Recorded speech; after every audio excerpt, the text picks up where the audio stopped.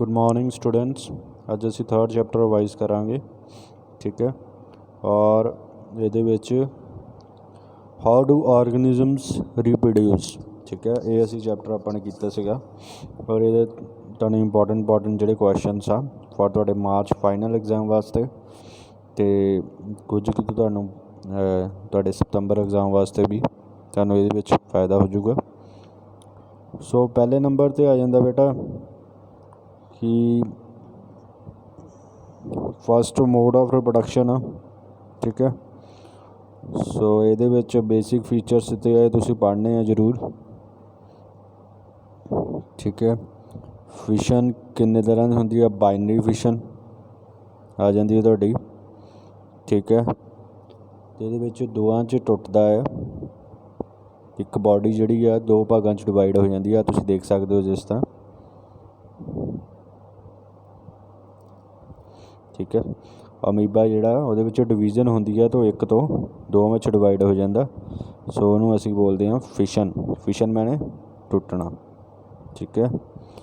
और मल्टीपल फिशनस के विच जिहड़ियां उहदियां बहुत सारियां कॉपीज़ बन जांदियां। एक आरबी दे विच एक पैरासाइट आ, उहदे विच जिहड़े सैल्स हुंदे आ ओह जिहड़े ओह अपने बहुत सारियां देखो कॉपीज़ बना दिंदियां, ठीक है। सो ये तुसीं डिफरेंस जरूर करना है बाइनरी फिशन ते मल्टीपल फिशन का। 1 to 2 मार्क्स का आ सकता, 2-3 मार्क्स का है, ठीक है।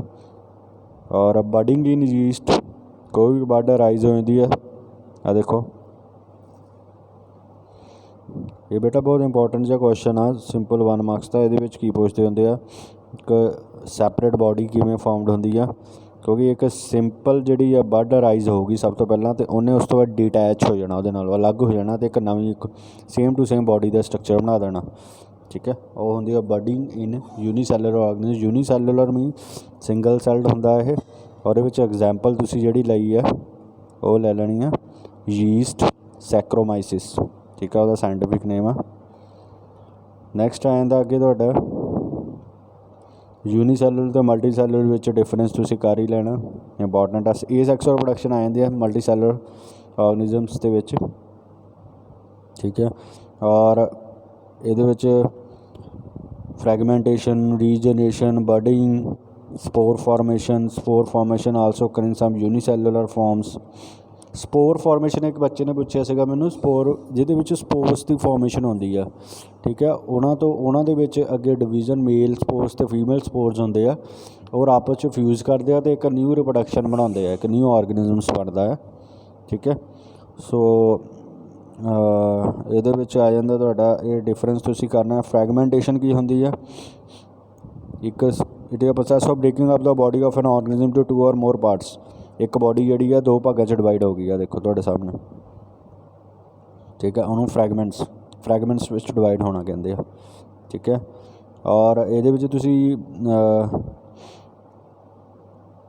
एग्जाम्पल्स जरूर करनी है।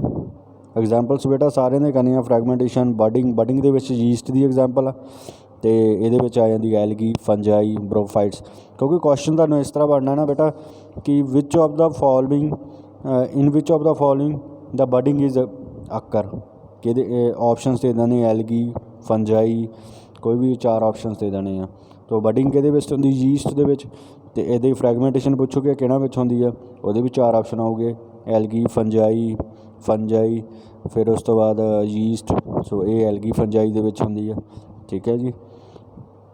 सो फिशन एंड फ्रैगमेंटेशन एक यूनीसैलुलर ऑर्गेनिजम्स होंदी है, ठीक है। फिशन तो फ्रैगमेंटेशन ये मल्टी सैलुलर, ये डिफरेंस आ मेन, ये तुसीं करना है। इहदा दोनों का पहला डिफरेंस आ बेटा,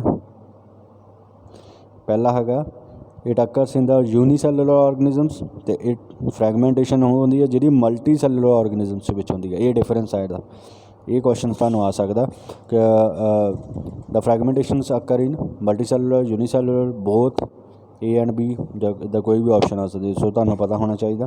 रीजनरेशन तुहानूं पता ही है बेटा, रीजनरेशन होंदा कोई भी पार्ट रिपेयर हो जाता जो रपचर होकर वो सैल, जिदा तुसीं लीजर्ड की जिहड़ी ओह अपनी टेल होंदी है, ठीक है, वो अपने पार्ट्स में रिपेयर कर लेंदी है, तो एक न्यू स्ट्रक्चर फॉर्म हो जाती है, देखो, ठीक है। आ देखो आ एक बॉडी सीगी, ਇੱਕ ਬਾਡੀ ਸੀਗੀ ਤੁਹਾਡੀ ਸੈੱਲ ਦੀ, ਜਿਹਦੇ ਵਿੱਚ ਉਹ 2 ਭਾਗਾਂ ਡਿਵਾਈਡ ਹੋ ਗਈ, 3 ਭਾਗਾਂ 'ਚ। ਠੀਕ ਹੈ, ਹੁਣ ਆ ਸੈਂਟਰ ਵਾਲੇ ਨੇ ਵੀ ਆਪਣਾ ਬਣਾ ਲਈ ਬੋਡੀਜ਼, ਠੀਕ ਹੈ, ਨੀਚੇ ਵਾਲੇ ਨੇ ਵੀ, ਉੱਪਰ ਵਾਲੇ ਨੇ। ਸੋ ਇੱਕ ਤਿੰਨੇ ਬੋਡੀਜ਼ ਫਾਊਂਡ ਹੋ ਗਈ, ਇਹਨੂੰ ਅਸੀਂ ਬੋਲਦੇ ਹਾਂ ਰੀਜਨਰੇਸ਼ਨ ਬੋਲਦੇ ਹਾਂ। ਅੰਡਰਸਟੂਡ। ਸੋ ਉਸ ਤੋਂ ਬਾਅਦ ਆਉਂਦਾ ਰੀਜਨਰੇਸ਼ਨ ਅਤੇ ਫਰੈਗਮੈਂਟੇਸ਼ਨ ਵਿੱਚ ਤੁਸੀਂ ਡਿਫਰੈਂਸ ਕਰ ਸਕਦੇ ਹੋ। ਰੀਜਨਰੇਸ਼ਨ ਹੁੰਦਾ ਕਿ ਆਪਣੇ ਪਾਰਟਸ ਨੂੰ ਰਿਪੇਅਰ ਕਰਕੇ ਇੰਜਰਡ ਪਾਰਟਸ ਨੂੰ ਅਤੇ ਗਰੋ ਕਰ ਲੈਣਾ, ਅਤੇ ਬਟ ਫਰੈਗਮੈਂਟੇਸ਼ਨ ਦੇ ਵਿੱਚ ਜਿਹੜੀ ਉਹ ਬ੍ਰੇਕਿੰਗ ਹੋ ਜਾਂਦੀ ਹੈ ਬੋਡੀ ਆਰਗਨਸ 1 ਤੋਂ 2 ਫਾਰਮਸ ਦੇ ਵਿੱਚ। ਠੀਕ ਹੈ, ਬਡਿੰਗ ਇਨ ਮਲਟੀ ਸੈਲੂਲਰ ਆਰਗੈਨਿਜ਼ਮਸ। ਹੁਣ ਦੇਖੋ ਅਸੀਂ ਪਹਿਲਾਂ ਪੜ੍ਹਿਆ ਸੀਗਾ, ਇਹ ਇੱਕ ਮੇਨ ਡਿਫਰੈਂਸ ਆ ਬੇਟਾ, ਆ ਦੇਖੋ ਜਰਾ, ਤੁਹਾਡੇ ਵਾਸਤੇ ਬਹੁਤ ਇੰਪੋਰਟੈਂਟ ਚੀਜ਼ ਆ ਇਹ।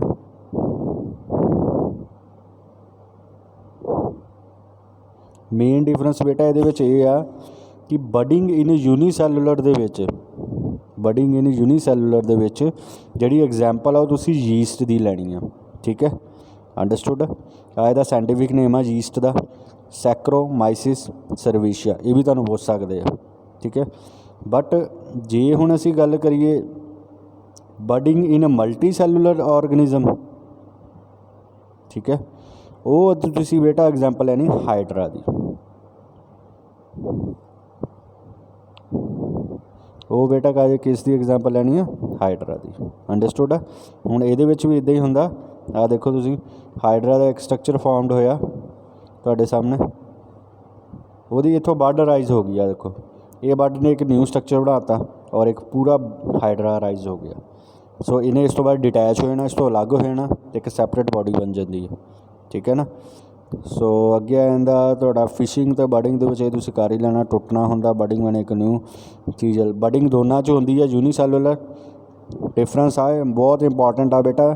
ਫਿਸ਼ਨ ਜਿਹੜੀ ਹੁੰਦੀ ਆ it occurs only in unicellular organism, that is the most important part.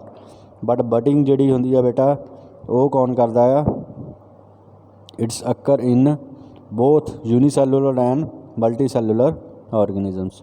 ਠੀਕ ਹੈ, ਹੋਰ ਵੀ ਇਹਦਾ ਡਿਫਰੈਂਸ ਤੁਸੀਂ ਆ ਪੜ੍ਹ ਸਕਦੇ ਹੋ, ਬਟ ਮੇਨ ਹੈ ਇਹਦੀ ਇੱਕ ਤੁਸੀਂ ਉਹ ਕਰ ਲੈਣੀ ਆ ਐਗਜ਼ਾਮਪਲ, ਫਿਸ਼ਨ ਦੀ amoeba and paramecium and the budding ਦੀ ਯੀਸਟ ਅਤੇ ਹਾਈਡਰਾ, ਸਭ ਤੋਂ ਮੇਨ ਐਗਜ਼ਾਮਪਲ।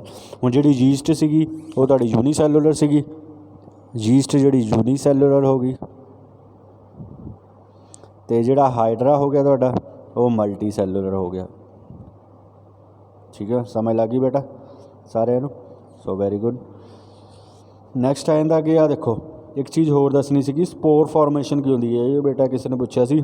ਸਪੋਰ ਇੱਕ very minor unicellular asexual reproductive bodies ਹੁੰਦੀ ਹੈ which get dispersed and form a new individual on germination. It occur in bacteria, they occur in bacteria, ਮੈਨੀ ਪ੍ਰੋਟਿਸਟ, algae, ਫੰਜੀ, ਇਹ ਸਾਰਿਆਂ ਵਿੱਚ ਹੁੰਦੀ ਹੈ। ਦੇਖੋ ਸਪੋਰਸ ਕਿਹਨਾਂ ਵਿੱਚ ਹੁੰਦੀ ਆ? ਬੈਕਟੀਰੀਆ ਦੇ ਵਿੱਚ ਵੀ ਹੁੰਦੀ ਹੈ, ਪ੍ਰੋਟਿਸਟਾ ਦੇ ਵਿੱਚ ਵੀ, ਐਲਗੀ ਦੇ, ਫੰਜਾਈ, ਇਹ ਚਾਰੇ ਪਾਰਟਸ ਦੇ ਵਿੱਚ ਸਪੋਰਸ ਦੀ ਫਾਰਮੇਸ਼ਨ ਹੁੰਦੀ ਆ। ਠੀਕ ਹੈ, ਇਹਦੇ ਵਿੱਚ ਏਸੈਕਸੁਅਲ ਰਿਪਰੋਡਕਸ਼ਨ ਹੁੰਦੀ ਆ।